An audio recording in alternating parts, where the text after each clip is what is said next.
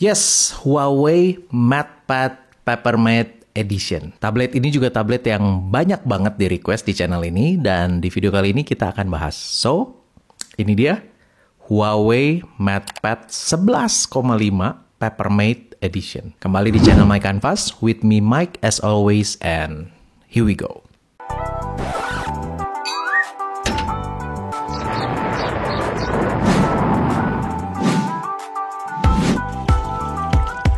Seperti biasa, ada timestamp buat kamu loncat ke pembahasan yang kamu mau dengar. Kalau beberapa bulan kemarin udah rilis MatePad 11 2023 yang versi Papermate Edition, maka nggak aneh kalau berikutnya Huawei pasti akan merilis lagi versi Papermate di seri MatePad lain. Nah, kali ini yang kebagian MatePad 11,5. Harganya tentu lebih terjangkau dengan kualitas layar Papermate yang sama bagusnya. Beberapa bulan lalu saya udah upload review MatePad 11,5. Yang belum nonton bisa ditonton di sini ya. Tablet ini dapat respon yang luar biasa bagus karena hanya dalam beberapa hari aja sejak dirilis di e-commerce itu sampai sold out. Karena selain harganya murah, fiturnya lengkap. Dan yang paling sulit ditolak itu ya tentu saja kelengkapan aksesorisnya kalau beli di masa promo. Semuanya dikasih. Khasnya Huawei setahun belakangan, mereka sekarang kalau rilis tablet, itu full aksesorisnya dikasih. Enak banget ya. Dan MatePad 11,5 itu sekarang mendapatkan upgrade dari segi layar dengan mengusung Papermate Edition. Kita bahas specs-nya MatePad 11,5 Papermate Edition ini ya. Ukuran layarnya masih sama, 11,5 inci di 2200 x 1440 pixel, 100% sRGB IPS panel, 120 Hz refresh rate-nya. Yang disebut sama Huawei itu Huawei Full View Display dengan rasio 3:2. Dan tentu spesial sekarang mengusung layar Papermate dengan nano level anti-glare etching technology. Dan ini bukan lapisan anti-glare biasa, bukan tempelan, bukan screen guard, tapi ini memang jenis kacanya yang dipakai di layar MatePad Papermate Edition ini. Untuk dapur pacunya masih pakai SoC Snapdragon 7 Gen 1 4 nanometer. Nah, GPU-nya pakai Adreno 644. RAM-nya masih sama juga 8 GB, tapi di sini storage-nya udah dapet upgrade. Tadinya kan sebelumnya MatePad 11,5 itu storage-nya cuma 128 GB aja. Sekarang ini menjadi 256 GB. Kameranya masih sama, 13 megapiksel untuk kamera belakang dan kamera depan 8 megapiksel dengan adanya fitur follow cam. Baterai juga masih sama, 7700 mAh. OS-nya juga tentu saja Harmony OS 3.1. Tapi ini tersedia hanya model versi Wi-Fi aja. Nggak ada versi yang ada SIM card-nya. At least di Indonesia ya, setahu saya nggak ada yang ada SIM card. Semuanya Wi-Fi. Dan ini dijual dengan harga yang sangat menggoda, yaitu 6 jutaan. Dengan kelengkapan bonusnya tentu keyboard case, detachable ala MatePad, dapat mouse Bluetooth. Bukan yang ini. Ada juga yang namanya stylus package. Lebih tebal dusnya daripada dus stylus M Pencil biasa. Karena ini dapatnya M Pencil generasi 2-nya. Dan juga dapat ini guys, charger M Pencilnya ditempel begini. Lalu ini kita colokin ke port Type-C-nya si MatePad. Dan itu untuk ngecas dan juga untuk pairing ya.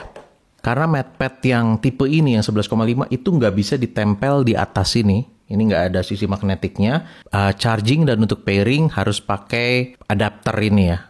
Fisiknya masih sama, sisi atas tablet ada volume rocker dan 2 lubang mikrofon. Sisi kiri ada tombol power dan ada 2 speaker grill. Sisi kanan juga ada 2 speaker grill dan port Type-C 2.0 untuk charging, untuk OTG, USB OTG. Jadi untuk copy data dari flash disk, SSD itu bisa. Bagian punggung belakang ada modul kamera di kanan atas dengan satu lensa aja, 13 megapiksel wide angle dan tidak ada flash. Bodinya aluminium, back and frame, dan ini yang saya selalu suka dari Huawei yaitu build quality-nya ini solid, love it. Ke sisi depan tablet yaitu bagian layar yang merupakan sisi spesialnya dari tablet Papermate Edition ini. Ada kamera 8 megapiksel di bagian tengah dan ini layarnya, oh man, ini layarnya cakep sih guys. Pertama yang saya notice dan saya suka banget yaitu feel-nya. feel-nya layar Papermate ini di jari saya. Ini beda banget dengan layar kaca biasa yang jari kita itu bisa keset-keset di kacanya. Tapi kalau di sini jari kita tuh kayak smooth aja. Sehingga kalau disentuh beda sensasinya sih guys. Ini baru pakai jari, belum pakai M Pencil generasi 2-nya. Jadi kalau kamu berpendapat, wah ini mah sama aja kayak pakai screen guard Paperlike biasa gitu ya. Saya bisa bilang ini tuh nggak sama. Ini beda karena ini bukan lapisan tambahan apalagi tempelan ya. Ini memang tipe kaca yang digunakan itu menggunakan teknologi anti glare dengan teksturnya itu kecil banget hingga ke level nano. Kecil banget tekstur anti glare-nya tetapi sangat efektif untuk memendarkan cahaya dari luar sehingga mengurangi refleksi di kaca. Dan teknologi ini lebih bagus daripada screen guard anti glare bertekstur kertas yang dijual di pasaran seperti Paperlike gitu ya. Karena screen guard Paperlike itu kelihatan banget mengurangi kontras dari layar. Sedangkan teknologi yang diusung oleh Huawei Papermate ini itu menunjukkan bahwa kontras layar masih bisa dipertahankan sangat baik. Teman-teman bisa lihat ini di sebelah kiri ada MatePad 11,5 Papermate Edition dan sebelah kanan MatePad 11,5 biasa. Dan kontrasnya bisa dilihat ini sama sekali nggak beda. Kalaupun ada perbedaan ini sangat sedikit, hampir nggak kerasa. Kelihatannya seperti sama aja. Untuk urusan kontras dari layar, teman-teman nggak usah khawatir layar Papermate ini bakal menurunkan kontras. Karena kelihatan dari footage ini bahwa si kontrasnya itu tetap terjaga dengan sangat baik. Meskipun di layar Papermate. Dan ini wow sih, bener-bener layarnya itu dapat upgrade, bukan downgrade. Dan teknologi ini sebenarnya bukan barang baru, tapi udah digunakan oleh produk monitor studio display keluarannya Apple. Dan memang menurut Apple, teknologi Nano Edge Anti-Glare ini itu bisa memudarkan cahaya dari depan dengan tidak mengorbankan kontras dari bagian dalam. Kira-kira gitu deh. Apakah keduanya teknologi yang sama? Saya nggak bilang 100% sama. Tapi setelah saya cari-cari informasinya di dunia industri teknologi saat ini yang memakai istilah nano texture anti-glare display, itu ya baru Apple dan Huawei ini. Which is dua-duanya ini pemain besar di dunia teknologi. So, saya rasa konsep teknologinya ini nggak jauh beda. Kalau layar-layar monitor atau TV anti-glare lain tentunya udah bejibun, seliweran di pasaran ya.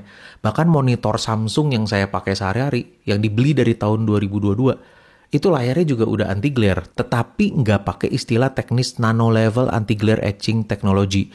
Jadi memang dia dilapis aja dengan lapisan anti-glare. Dan itu udah banyak ya. Tapi kalau yang di tipe kacanya yang dirubah itu baru, yang saya dengar baru Apple dan Huawei ini. So, menurut saya yang dilakukan Huawei menerapkan Papermate di tablet ini adalah sesuatu yang revolusioner. Tapi saya agak gatel pengen nanya ke Huawei, kenapa nggak dari awal langsung Papermate aja? Kenapa ada yang glossy? Kenapa ada yang Papermate? Penggunaan M Pencil di layar juga enak banget guys. Satisfying lagi. Ya, dengerin.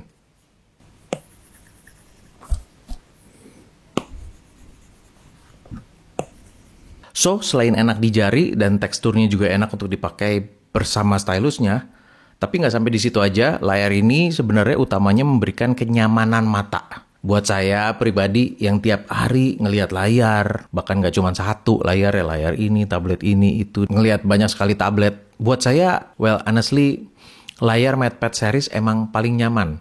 Oh iya, di MatePad juga ada fitur e-book mode. Membuat layarnya masuk ke mode warna yang lebih nyaman lagi untuk kamu yang suka baca e-book, macam novel, majalah, dan lain-lain di tablet ini. Apalagi kalau kamu bacanya dalam kondisi cahaya yang gak terlalu terang benderang, agak redup sebelum tidur, itu nyaman banget baca pakai e-book mode di layar ini. Saya apresiasi banget kalau ada sebuah produsen teknologi yang juga memikirkan dampak-dampak buruk dari teknologi itu sendiri terhadap kesehatan dan memberikan solusi atau inovasi yang solutif ya untuk permasalahan-permasalahan itu pada produk-produk barunya. Kayak MatePad 11,5 ini udah punya sertifikasi TUV Rainline Low Blue Light dan Flicker and Reflection Free, tapi ada juga SGS Low Visual Fatigue. Ini bisa mengurangi kelelahan mata hingga 40%. Dan ini adalah tablet dengan sertifikasi keamanan layar bagi mata yang selengkap ini. So far, baru tablet ini. Buat kita user yang bekerja lama menggambar pakai tablet ini, tentunya penting ya. Ini penting banget untuk punya semua fitur keamanan mata. Menurut saya ini adalah investasi terbaik untuk mata kita sih. Jadi makanya punya device yang bisa aman buat mata itu the best. Oke, sekarang saya mau ngomongin ini nih. Huawei Smart Keyboard. Saya selalu apresiasi ya produsen yang jual produk kasih full aksesoris kayak gini. Sebenarnya ini bisa dijual terpisah loh kalau Huawei mau. Kalau dijual terpisah mereka kan untung sebenarnya lebih banyak. So, giving it for free menurut saya bukan keputusan bisnis terbaik untuk mereka. Tapi untuk user tentu aja kita mah bahagia, bener nggak? Nggak usah beli lagi aksesoris, dapat keyboard kualitasnya juga bagus guys. Tombol-tombolnya responsif, dan yang paling penting, ini detachable. Dan juga ini casingnya menutupi seluruh tablet ya. Tuh, ketutup semua pinggir-pinggir. Ini jadi bikin hati tenang gitu loh. Dan juga ini buka tutupnya mudah banget. Buka tutupnya ini satu tangan pun bisa. Tinggal buka ininya, set, that's it. Gampang banget ya. Udah gitu yang paling asiknya ini kan terintegrasi nih keyboardnya dengan sistemnya. Jadi kalau saya tinggal pencet spacebar begini, saya pencet sekali lagi, masuk langsung. Spacebar yang pertama itu dia masuk ke unlock page. Udah gitu dia mengenali wajah saya pakai face recognition yang ada di kameranya. Langsung saya pencet spacebar sekali lagi, itu langsung swipe to open, masuk ke home ya. Cepet banget nih, lihat ya. Verifying, masuk. Wow. MatePad 11,5 Peppermint Edition ini beratnya cuma 509 gram dan berat keyboard case-nya itu 453 gram. Jadi total beratnya ini 962 gram. Nggak nyampe 1 kilo guys. Dan untuk dibawa-bawa setiap hari ini enak banget. Gak usah bawa tas backpack yang gede-gede. Ini bahkan di sling bag atau tas ukuran yang gak terlalu besar udah pasti muat. Orang ini ukurannya juga emang cuma segede buku gitu loh. So ya secara portability ini juga juara sih. Dan juga baterainya ini awet parah guys. Awet banget. Nggak aneh kalau MatePad series itu memang terkenal baterainya awet. Dipakai seharian ini aman sih. Dan yang saya suka dari Harmony OS ini bisa ngasih lihat tiap aplikasi berapa jam pemakaian itu ngabisin berapa miliampere hour. Jadi kamu bisa tahu next time kamu pakai aplikasi itu berapa banyak ngabisin baterainya. Baterai kan 7700. Kalau misalnya main game 1 jam habis 1000 miliampere hour berarti bisa sekitar 7 jam kamu main game.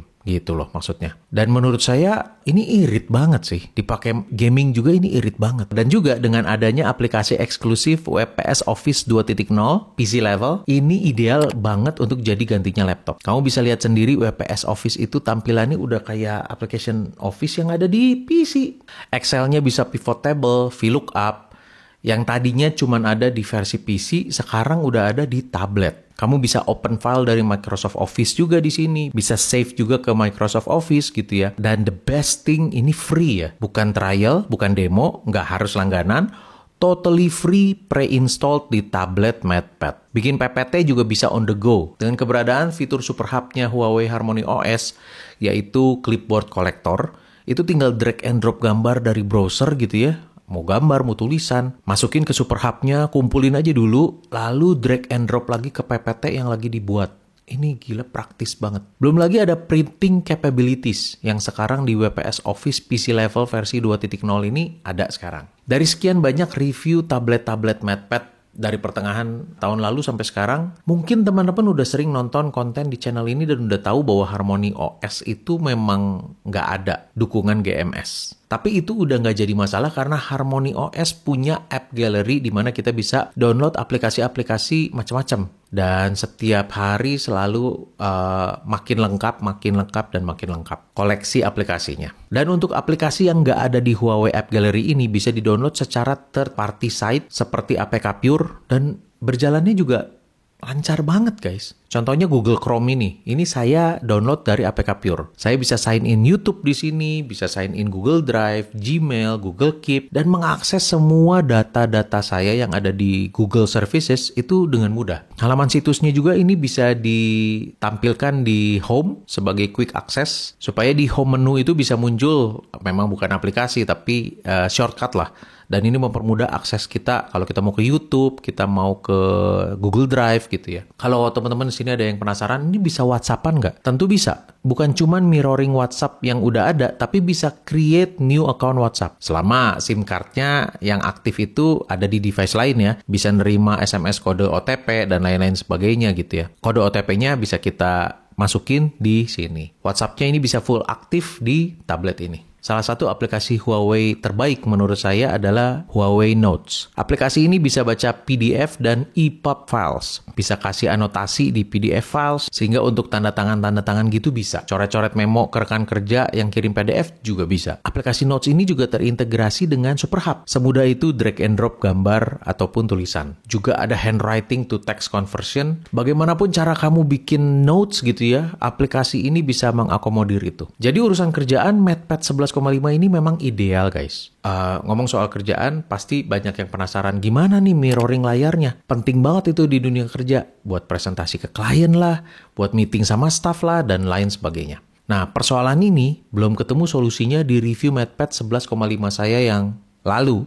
Tetapi sekarang saya punya solusi yang cukup reliable. Karena port Type-C tablet ini masih 2.0, memang nggak support HMAL. Jadinya memang nggak bisa video out dengan koneksi kabel. Saya udah coba dengan kabel yang biasanya bisa. Kabel adapter untuk Type-C 2.0 untuk mirroring dan nggak bisa. Di tablet-tablet lain bisa, tapi kenapa ya di tablet MatePad 11,5 ini nggak bisa? So, saya berhenti berharap sama kabel ini. Dan karena saya tahu bahwa koneksi nirkabelnya ini juga bagus banget, jadi saya melihat itu sebagai solusi. Asal kamu ketemu smart monitor, smart TV, smart projector, bisa, nggak usah pakai apa-apa lagi, asal terkoneksi di Wi-Fi access point yang sama, bisa langsung mirroring tuh. Nah, yang jadi pertanyaan kan, kalau nggak ada smart TV, tapi cuma ada proyektor tua, itu tuh gimana bang? Apalagi proyektornya koneksinya VGA. Oke, saya punya solusi nih. Udah dicoba juga, tapi ini bukan pakai kabel, kita pakai koneksi nirkabelnya si MatePad. Yang kamu butuhkan adalah benda ini. Ini adalah dari brand PX, Wireless Display Adapter.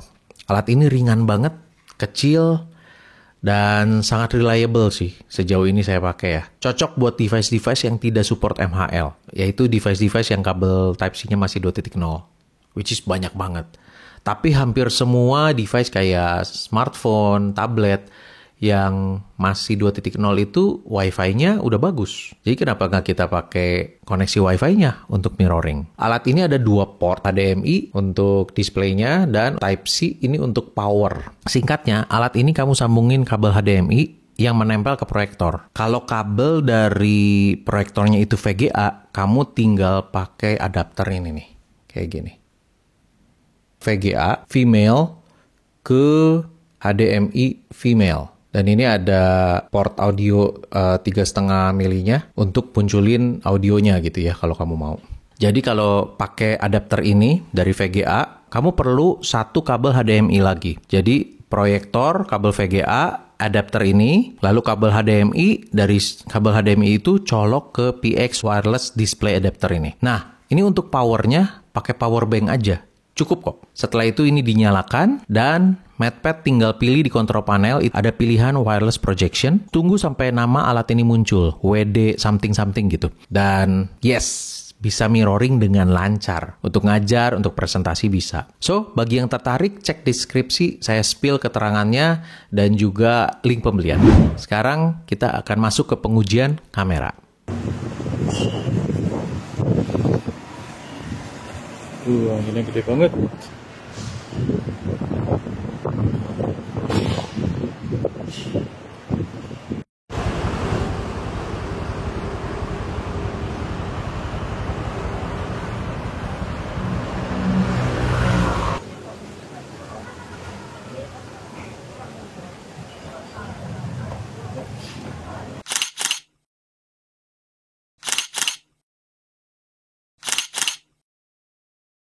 So ini kamera depannya MatePad 11,5 Peppermate. Wide ya, cukup wide ya.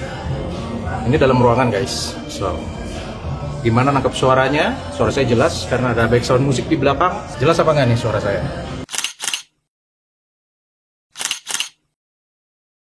Kamera masih sama dengan MatePad 11,5 yang lama. Kamera depannya lebar dan cocok untuk dipakai meeting.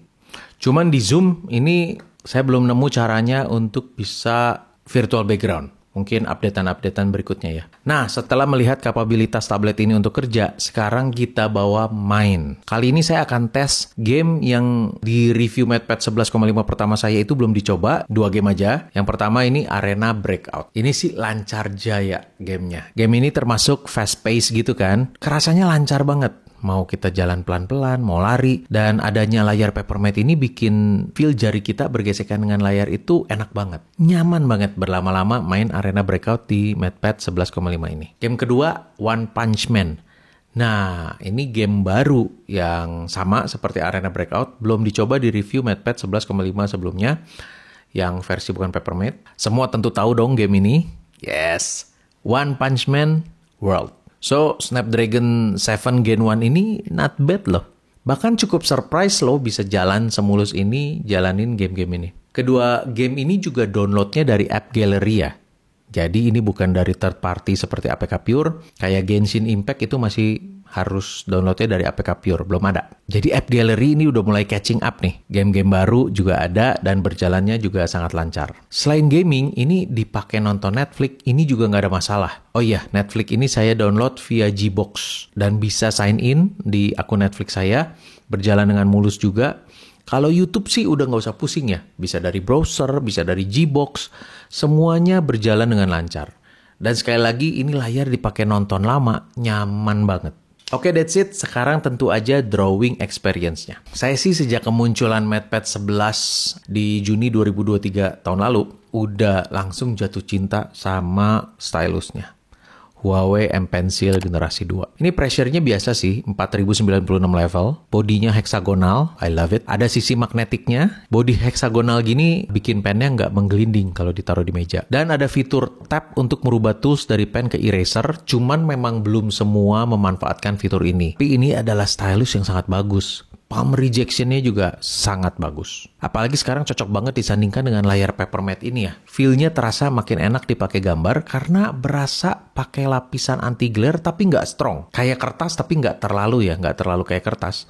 Sangat light tapi friksinya tetap kerasa ada sedikit dan sensasinya menurut saya sih pas. Dan by the way, bagi yang belum tahu, di ujung pen tip-nya M Pencil generasi 2 yang transparan ini, kalau pen tip yang transparan, ini ujungnya ada titaniumnya guys. Artinya si pen tip ini tidak akan aus.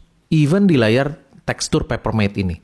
Kalau kamu pakai pen tip putih yang tersedia di kemasannya itu ada spare tip, 1 buah pen tip ya.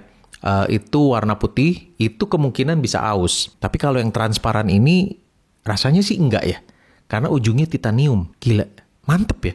Ujungnya titanium. Keren ini M Pencil generasi 2 tuh. Di Mojing Paint enak banget drawing di sini, goresan smooth, garisnya solid tanpa jittery, pressure udah pasti enak. Cuman sayangnya di sini tilt function nggak berjalan seperti yang saya pikir. Untuk tool pencil ketika di tilt kan harapannya efeknya goresan jadi lebar. Nah, ini kok malah mengecil ya? Kebalikan justru. Tapi nggak masalah, still love it, menggambar di sini enak banget. Di IBIS Paint ini latensinya cukup parah di sini. Jadi saya nggak rekomen untuk dipakai karena saya cuma nyoba-nyoba dikit dan latensinya too much for my taste. High Paint di sini latensinya kerasa tapi masih nyaman dipakai gambar. Pressure-nya oke, goresannya mantep, dan satu-satunya aplikasi gambar di mana kita bisa melakukan tap 2 kali di pen untuk switch penghapus ke pen ke penghapus itu bisa tap 2 kali di sini. Tilt nggak berfungsi di sini, tetapi untuk menggambar ini masih termasuk nyaman banget. One thing yang saya harap High Paint update di waktu yang akan datang adalah brush-nya kalau di zoom itu kayak pecah pixelated gitu. Termasuk brush kayak pen ya, pen buat bikin komik lah gitu ya. Untuk inking, untuk bikin line art. Harapan saya ya nggak neko-neko, pengennya solid aja gitu.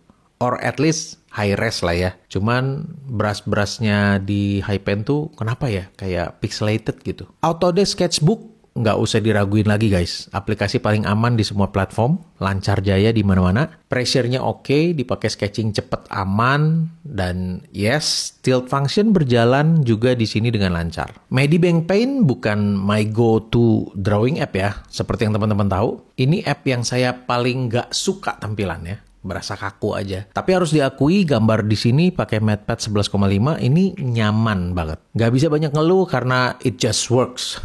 Emang tiltnya nggak ada di Medibank, tapi untuk doodling, sketching, bahkan sampai serius painting di sini bisa. Aplikasi konsep adalah aplikasi yang saya pilih kalau mau bikin mind mapping atau tulis-tulis banyak mencurahkan ide, coret sana sini karena punya infinite canvas. So, di sini enak banget. Apalagi pressure-nya jalan banget dan sangat responsif. Meskipun aplikasi ini di-download dari APK Pure, tetapi ini berjalan lancar. Cuman sayang karena bukan native app, nggak bisa beli pro version-nya di sini. Cepetan deh, konsep ada di App Gallery. Clip Studio Paint, sama seperti konsep, juga di-downloadnya masih di APK Pure.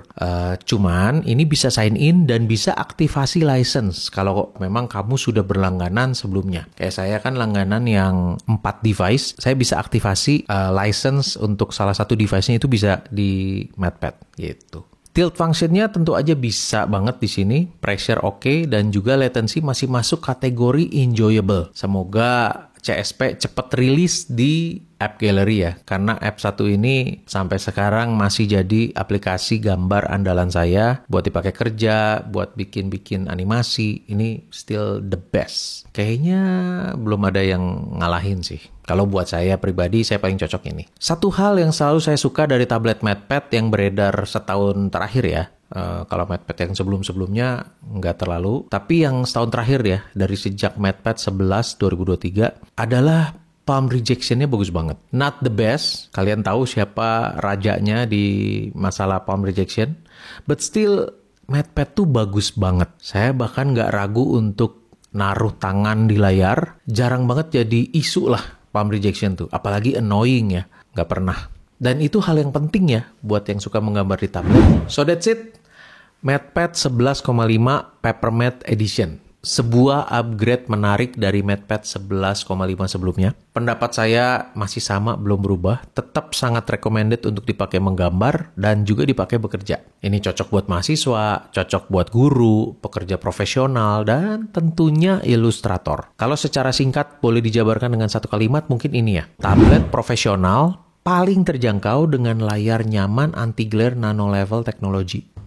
Peppermint. Gimana nggak terjangkau? Ini tablet RAM 8GB, storage 256GB, screen-nya nyaman banget, baterainya awet. Dalam masa promo di 21 Maret sampai 15 April 2024 ini, kamu bisa dapetin free keyboard case, stylus package, dapat Bluetooth mouse juga. M Pencil generasi 2-nya ini sendiri harganya 1,2 juta. Belum lagi kalau kamu beli charger magnetic dongle ini terpisah gitu ya. Ini harganya sekian ratus ribu. Dan di dalam kemasan unit MatePad-nya juga ada yang sedikit berbeda. Dapat lap microfiber untuk bersihin screen MatePad kita. Jadi udah lengkap banget sih. Kalau yang tertarik bisa cek nanti di deskripsi, link pembeliannya saya taruh di sana. Harapan saya cuma satu sih buat Huawei. Huawei itu someday bisa bikin atau at least kerjasama dengan developer aplikasi dan create aplikasi menggambar eksklusif cuma untuk Harmony OS. Optimize and all, wah seru tuh. Pasti makin laris di kalangan kita-kita ini. Thank you udah nonton, kalau suka kasih like dan subscribe bagi yang belum. Sampai ketemu di video-video berikutnya. Bye.